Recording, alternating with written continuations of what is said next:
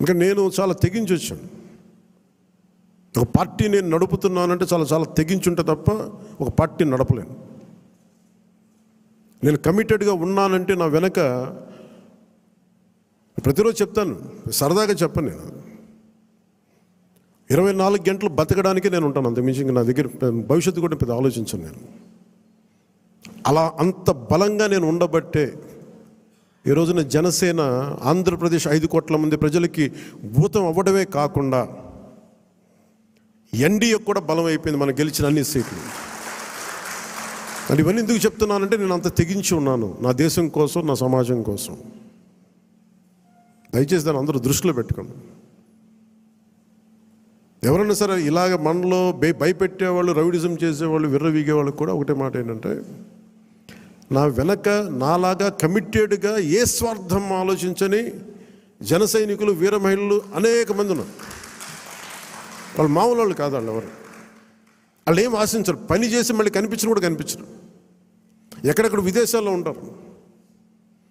మనం వెళ్తే మన అంబానీ గారి మ్యారేజ్కి వెళ్తే జాతీయ జన ఆచి తక్ అని వీళ్ళు ఇదే చెప్తారు, మీరు భారతదేశానికి మీరు చేసింది మామూలు కాదు.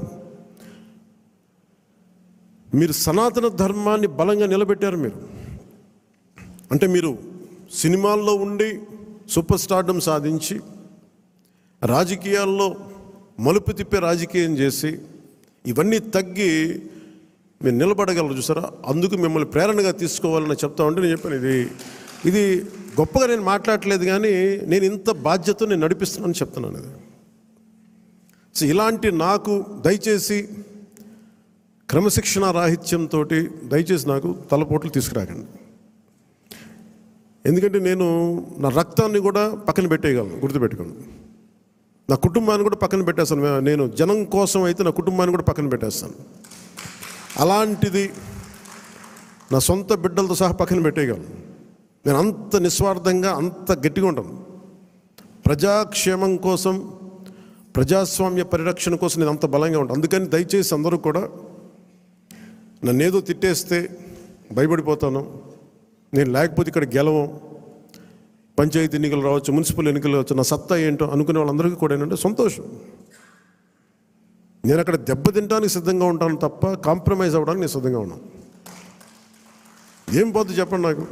ఈ రోజున 21 మంది ఎమ్మెల్యేలు, 2 మంది 2 ఎంపీలు అయ్యారు. ఇవన్నీ గెలవకపోతే ఏమన్నా అయిపోతాం. ఫలితాలు ఇంకొకలా వచ్చింటే ఇలాగ ఉండేవాడిని, ఏం మారేది కాదు.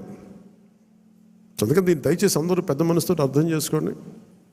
నాయకులందరికీ కూడా దయచేసి పదే పదే మీ కుటుంబంలో ఉండే మీ సహాయానికి, మీకు సహాయకారిగా ఉండటానికి నాకు అభ్యంతరం లేదు, కానీ వాళ్ళని భవిష్యత్తులో వాళ్ళే మా తరాదం వారసులను చెప్పడం కొంచెం ఇబ్బందిగా ఉంది బయట. ఎందుకంటే అలాంటప్పుడు నేను కూడా నా పిల్లలు ప్రమోట్ చేస్తూ కూర్చుంటే ఇంకా దీనికి కొత్తదనం ఎక్కడి నుంచి వస్తుంది చెప్పండి. ఇబ్బందిగా ఉంటుంది. అది సహజంగా మీ బిడ్డల్లో మీరు ఎదగాలని కోరుకుంటున్నాం. రాజకీయాలు వస్తే నాకేం ఇబ్బంది లేదు. We are not against legacy, but let it happen in organic way, సహజ క్రమంలో జరగనివ్వండి. అందుకని ఇలాంటి ప్రతి చోట ఇవి కొన్ని వినిపిస్తూ ఉన్నాయి. ఇది అందరి ముందు చెప్తే ఇది అందరూ మనం ఒకసారి ఒక లోపలికి ఆత్మపరిశీలన చేసుకోండి. అందరూ సహజ క్రమంలో వస్తే నాకు ఇబ్బంది లేదు, కానీ దాన్ని దయచేసి ప్రజల మీద రుద్దకండి. అదొకటి నా విన్నపం అందరికీ. అలాగే మనం మనం ఏం మాట్లాడుతున్నాం, it is not Janasena victory.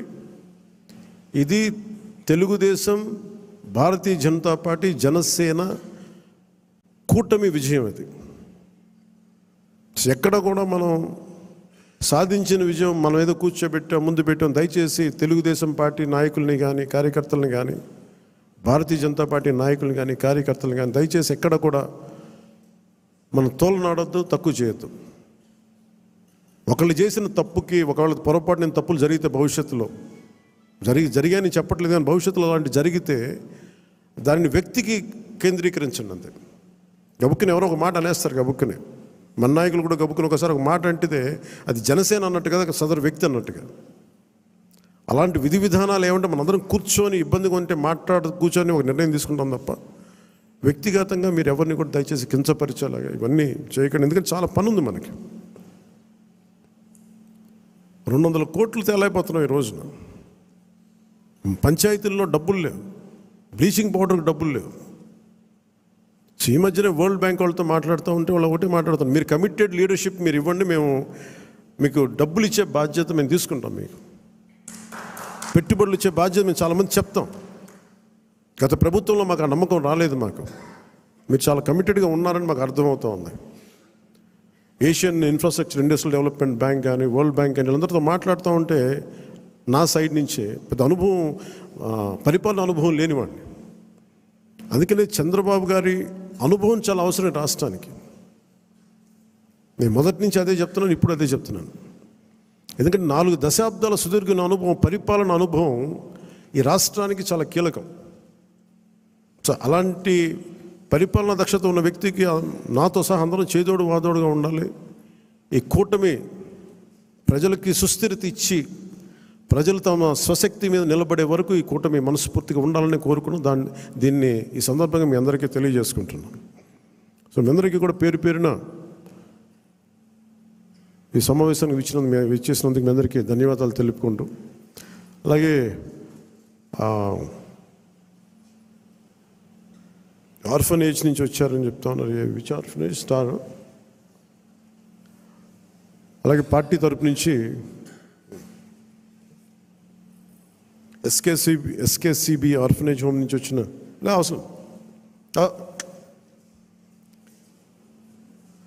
ఎస్కేసిబి orphanage home, Shine orphanage home నుంచి వచ్చిన SKCB orphanage home Swarnalatha Pushpalatha గారికి, షైన్ ఆర్ఫనేజ్ హోమ్ సంధ్యారాణి గారికి, జి సంధ్యారాణి గారికి, ఎన్ సంధ్యారాణి గారికి మనస్ఫూర్తిగా మీ అందరికీ నా హృదయపూర్వక నమస్కారాలు. అంటే మిమ్మల్ని ఏదో నాకు నేను ఎప్పుడు ఏం అడిగానంటే, ఈ డబ్బులు వేస్ట్ అయిపోతూ ఉంటే పూలు తెస్తూ ఉంటారు, అలాగే విగ్రహాలు ఒకటి తేవడం, ఇవి కూడా దయచేసి నేను దాన్ని డిస్కరేజ్ చేస్తూ ఉంటాను. ఈరోజు కాయగూరలు ఎందుకు చెప్పండి, కనీసం మనకి ఇచ్చేది ఏదైనా ఉంటే కనీసం కొద్దిమంది పిల్లలకి ఒక పూట తిండి అవుద్ది. మీరు కూడా ఏదైనా ఇవ్వాలనుకుంటే నాకు కూడా ఇవ్వక్కర్లేదు, దయచేసి డైరెక్ట్గా ఆర్ఫనేజెస్కి ఇవ్వండి. నాకు ఒక మాట చెప్పండి చాలు. మీకు పూలు గుర్తు ఇద్దాం అనుకుంది వాళ్ళకి ఈ విధంగా ఒక 2000, 5000 వాళ్ళకి మన అనాథాశ్రమాలకు ఇచ్చాం. లేదంటే డొక్కా సీతమ్మ క్యాంటీన్లకు, అన్న క్యాంటీన్స్కి మేము అక్కడ డొనేషన్గా ఇచ్చాం. 10 మంది భోజనం చేస్తారు. సో అలాగే నా తరపు నుంచి, పార్టీ తరపు నుంచి కూడా 2 ఆర్ఫనేజెస్కి ₹1,00,000 చొప్పున నేను ప్రకటిస్తున్నాను మీ అందరికీ. నాకు ఉట్టి చేతులతో మిమ్మల్ని కూరగాయలు ఇచ్చి పంపించడం నాకు కొంచెం ఇబ్బందిగా ఉంది. అందుకని మనస్ఫూర్తిగా మీ ఆర్ఫనేజెస్కి చెక్ రాసి రెడీ చేయమని 1 lakh ఇచ్చి. సో మీ అందరికీ ధన్యవాదాలు తెలుపుకుంటూ, ఇది మీకు నాయకులందరికీ కూడా చెప్తాను, సరైన పదవులు. ఇప్పుడు నేను హరిప్రసాద్ గారిని ఎలా గుర్తించామో, కష్టం చేసిన వ్యక్తిని నేను ఎప్పుడు మర్చిపోను, గుర్తించను. నేను గుర్తించకుండా పోను, గుర్తిస్తాను.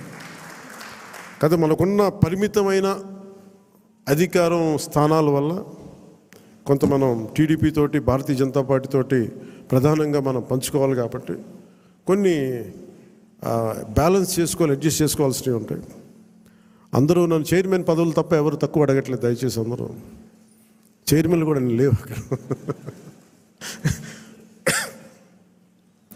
TTD board member, TTD board chairman, అన్ని చైర్మన్లు అడుగుతూ ఉంటే నేను చంద్రబాబు గారి దగ్గర ఎలా తీసుకెళ్ళాలో తెలియట్లే. మరి మా పార్టీ సంగతి ఏంటి, ఆయన ఏంటంటే నేను ఏం చెప్పందని. కొంచెం పెద్ద మనసుతోటి నేను అందరికీ ఆ ఫెసిలిటేట్ చేయడానికి ప్రయత్నం చేస్తాను, మనందరికీ ఎవరైతే చేశారో. కాదు, ఇది పదవుల దగ్గర ఆగిపోవద్దు. మీకు నా గుండెల్లో స్థానం ఉంది, మనం మర్చిపోను. నేను కూడా ఇక్కడ దాకా వచ్చి నిలబడ్డాను అంటే, ఇప్పుడు ప్రధానమంత్రి గారు మన అందరూ అడుగుతున్నారు, మీరు పార్లమెంట్లో మీరు కూర్చొని క్యాబినెట్ ర్యాంక్ తీసేసుకోవచ్చు కదా. అది నేను ట్రాన్సాక్షన్ కాదు, నాకు దేశం మీద ఇష్టం. నాకు నచ్చిన నాయకుడు, మనకు నచ్చిన పార్టీ బీజేపీ తెలియదు తప్ప కూర్చోబెట్టి నేను ఈ పదవి నేను మీకు చేశాను కాబట్టి నాకు ఒక ట్రాన్సాక్షనల్ బేసిస్ మీద రాజకీయం చేయండి.